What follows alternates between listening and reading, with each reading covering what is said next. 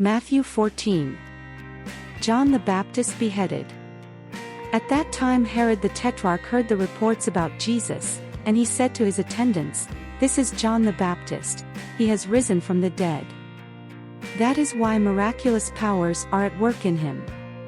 Now Herod had arrested John and bound him and put him in prison because of Herodias, his brother Philip's wife, for John had been saying to him, "It is not lawful for you to have her."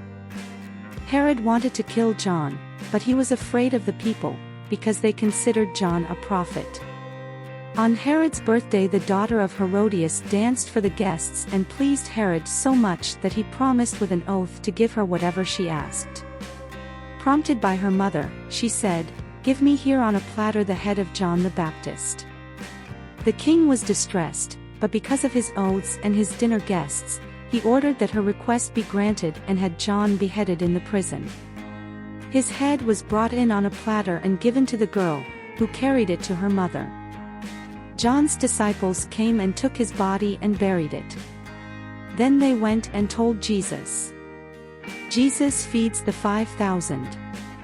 When Jesus heard what had happened, he withdrew by boat privately to a solitary place. Hearing of this, the crowds followed him on foot from the towns.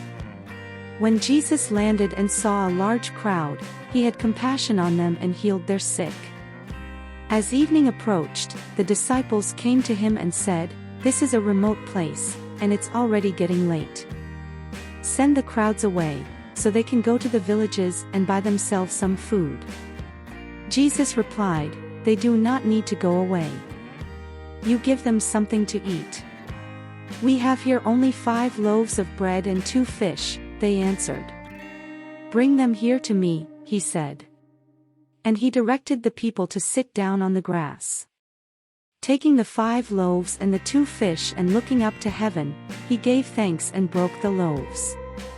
Then he gave them to the disciples, and the disciples gave them to the people. They all ate and were satisfied, and the disciples picked up 12 basketfuls of broken pieces that were left over. The number of those who ate was about 5,000 men, besides women and children.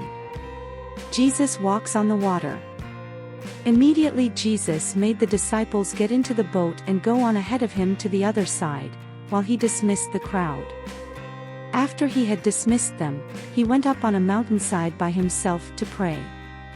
Later that night, he was there alone, and the boat was already a considerable distance from land, buffeted by the waves because the wind was against it.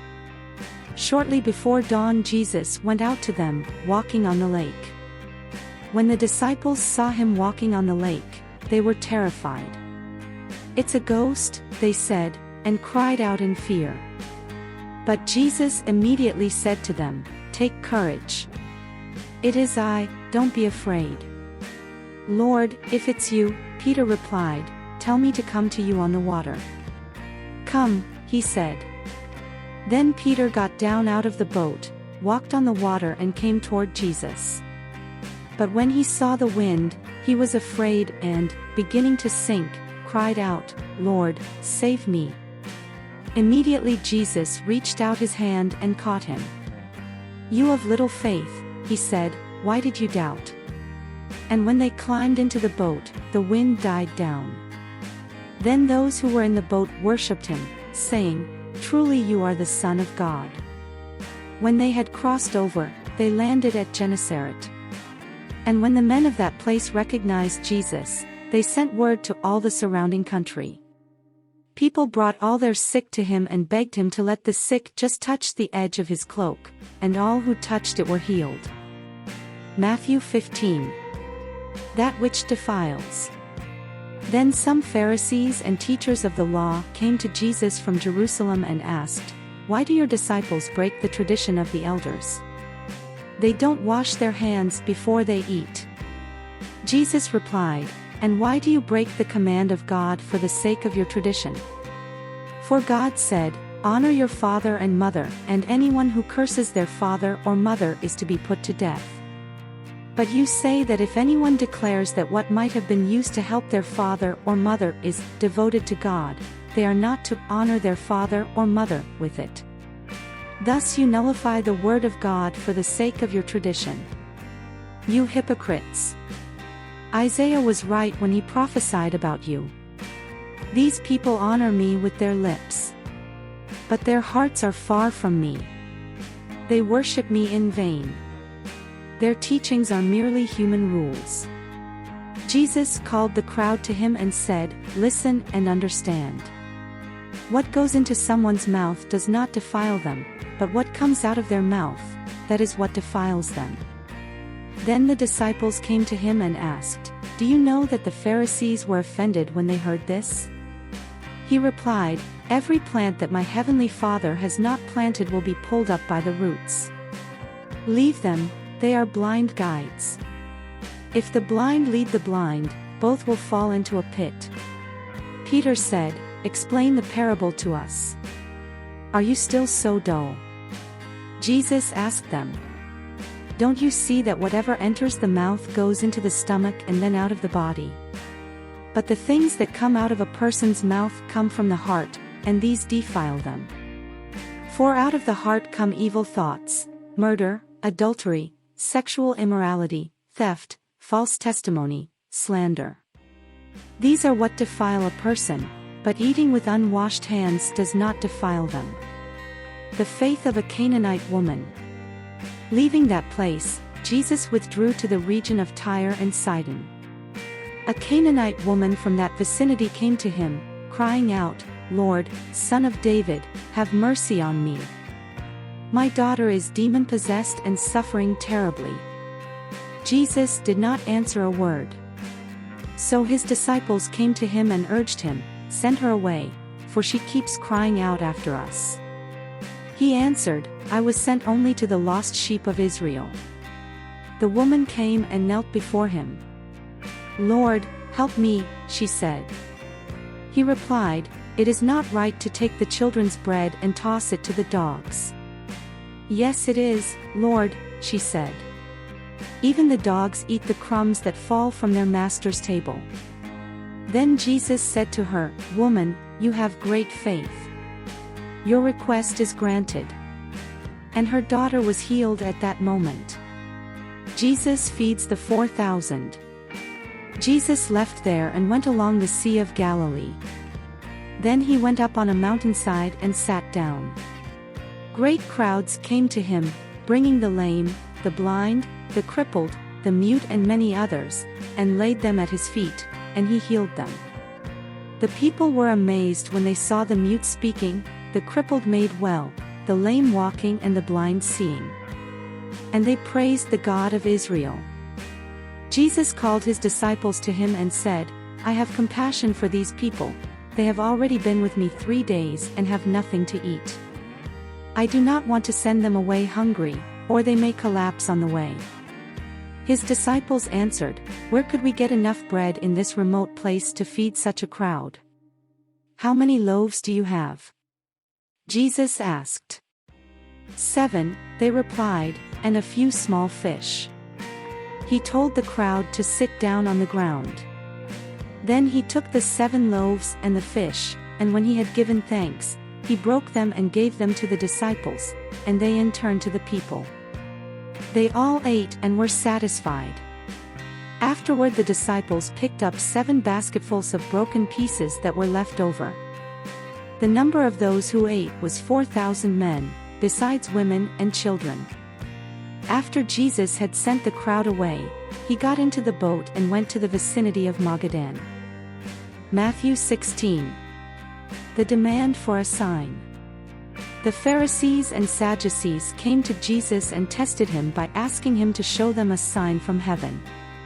He replied, "When evening comes, you say, 'It will be fair weather, for the sky is red,' and in the morning, 'Today it will be stormy, for the sky is red and overcast.'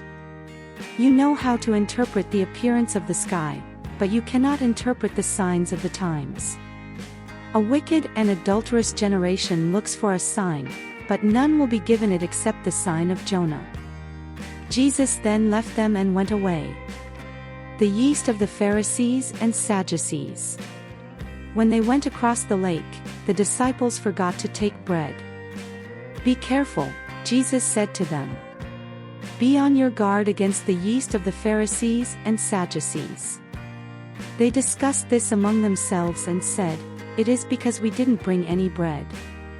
Aware of their discussion, Jesus asked, "You of little faith, why are you talking among yourselves about having no bread? Do you still not understand?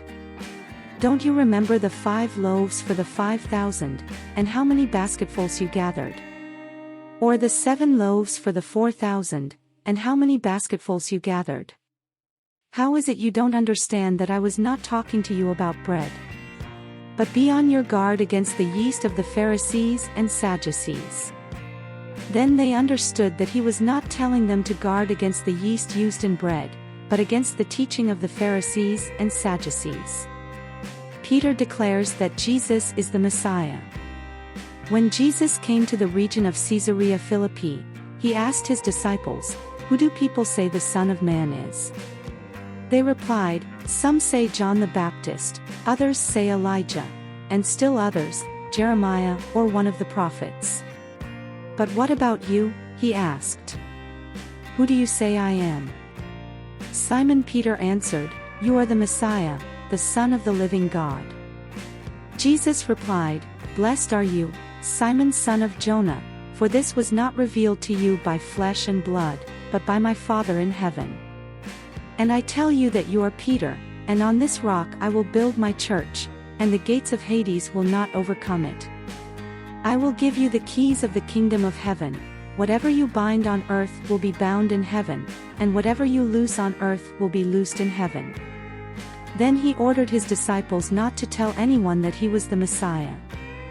Jesus predicts his death. From that time on, Jesus began to explain to his disciples that he must go to Jerusalem and suffer many things at the hands of the elders, the chief priests and the teachers of the law, and that he must be killed and on the 3rd day be raised to life. Peter took him aside and began to rebuke him. "Never, Lord," he said. "This shall never happen to you." Jesus turned and said to Peter, "Get behind me, Satan. You are a stumbling block to me, you do not have in mind the concerns of God, but merely human concerns." Then Jesus said to his disciples, "Whoever wants to be my disciple must deny themselves and take up their cross and follow me. For whoever wants to save their life will lose it, but whoever loses their life for me will find it. What good will it be for someone to gain the whole world, yet forfeit their soul? Or what can anyone give in exchange for their soul? For the Son of Man is going to come in his Father's glory with his angels, and then he will reward each person according to what they have done. Truly I tell you, some who are standing here will not taste death before they see the Son of Man coming in his kingdom."